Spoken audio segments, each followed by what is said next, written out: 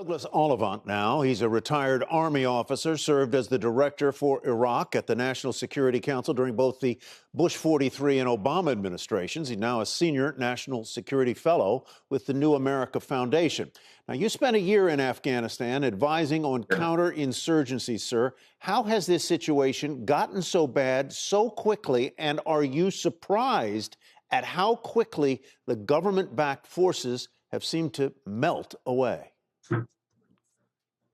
The problem with the situation we're seeing unfolding is that it plays into everyone's biases. If you were opposed to leaving Afghanistan, like, for example, Senator Lindsey Graham in your program here, you're saying, hey, look at what's happening. I told you so. On the other hand, if you thought that we should withdraw from Afghanistan, you're saying, well, hey, look, it collapsed in just a couple days after 20 years. This was always a Potemkin village. What was another 5 or 10 years going to buy us? Am I surprised it's happening so quickly?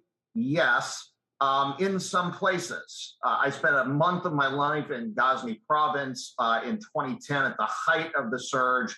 Even then, Ghazni was controlled by the Taliban, except for the city and a couple bases. So the idea that 10 years later, they can take Ghazni city, that doesn't surprise me very much.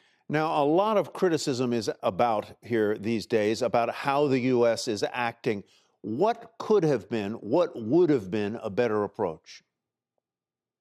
I think even for those who supported the withdrawal from Afghanistan, of which I was one, having done this a bit more deliberately could have been helpful. There may have been a way, for example, to find a third-party country, a Pakistani company, a Turkish company, to perform the maintenance on the Afghan Air Force's aircraft so those could still be flying.